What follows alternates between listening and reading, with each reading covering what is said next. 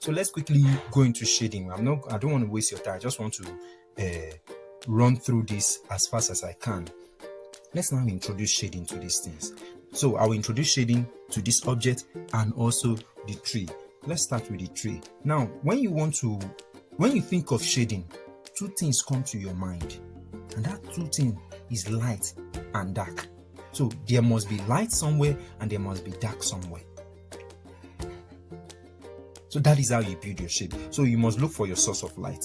So when you understand where your source of light is, then you can now start choosing. Now, there are three things to consider when you are shading.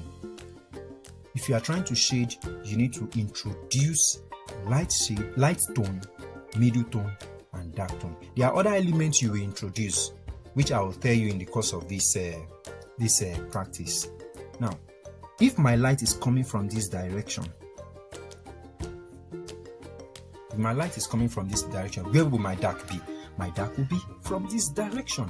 So this is my light, and this will be my dark. So if light comes from this direction, then I will start introducing my shading. Then let's start shading.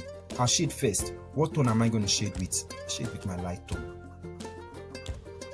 because drawing is building. So if you are building a house, you start by creating the foundation. You do not just start from the finished house, or you just install the house and start dismantling it to foundation. No, you start from foundation and you start raising the house up. That is how houses are built. Even houses that needs to be installed would have been created somewhere and then dismantled and then transported in pieces and then to install in the locations where they will install it. So everything has a beginning, and the same way it has the end. That is the way it is with shading also. You start from light shading, then you build your tones. You introduce middle shade, because my light comes from here, I allow some tone of light around here. Then middle tone. This is my middle tone. Even my trees, my foliages, which are my leaves. The leaves all together are called foliages. Yeah. That's my light tone for leaf. Now I'm going to introduce middle tone, because there has to be light somewhere. Source of light has to be somewhere, and light is coming from the top, so below is going to be dark. Below would be dark. I hope you are getting me. I hope you are getting it. So immediately after this, if you have any question, please raise your question. I'm very willing to answer. Yep. Okay. Building form already, right? Building form already. Next is the dark tone. Then I can now create a more darker tone around the edge of this.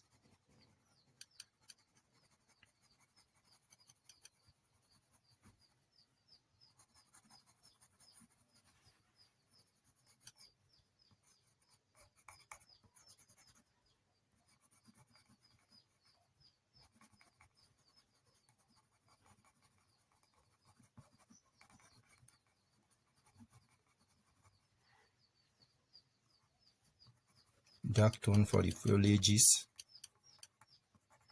Dark tone for the foliages. Dark tone for foliages.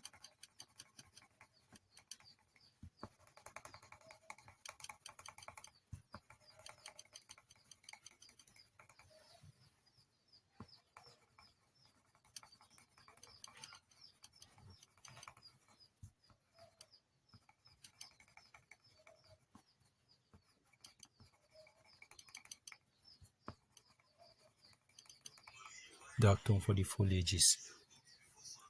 I hope the form is building already. So it's making sense gradually. So that is how you build your forms.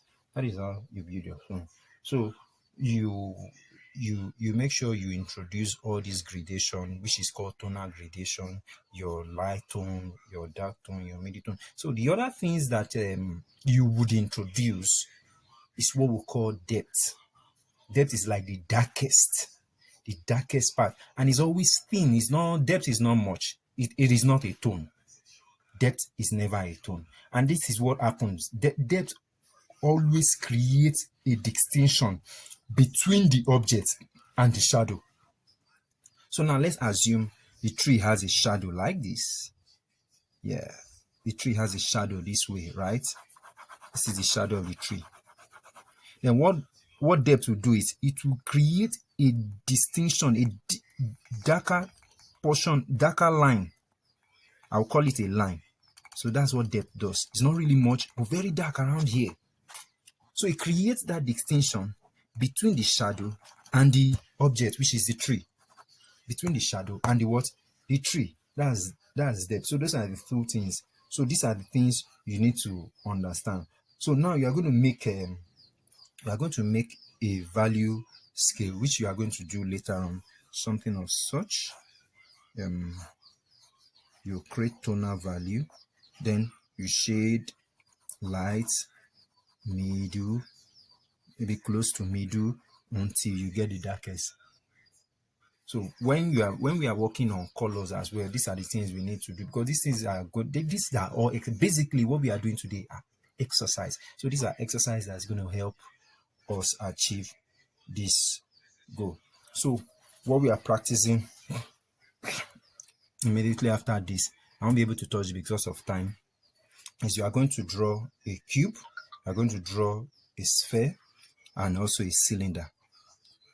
Cylinder, cube, sphere. Then you are going to build it into solid form. That is the idea. Build it into solid form. Let me see your light and shade, and then you send back to me via email. I'm going to also send you something to work on immediately. So thank you so very much. I hope you've learned something from this today. So for your homework, I will give you what to do. Thank you. Today we've been able to learn how to control lines, how to create shapes, and also how to build form. So I hope we've been able to achieve that basically for today.